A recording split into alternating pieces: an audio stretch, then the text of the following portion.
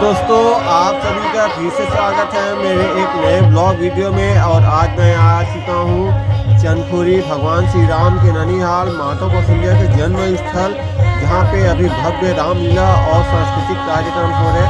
और आज आप लोग देख रहे हो कि आलू साहू का कार्यक्रम अभी हो रहा है रात में 11 बजे। तो इसको मैं देखने के लिए आया हूँ और आपको भी दिखाने वाला हूँ कि क्या क्या गाना आलू साहू गाती है। और अभी नया म्यूजिक चल रहा है, मतलब नया गाना आलू साहू गाने वाली है। तो वीडियो में बने रहो और वीडियो को लाइक और मेरे चैनल को सब्सक्राइब करना ना भूलें।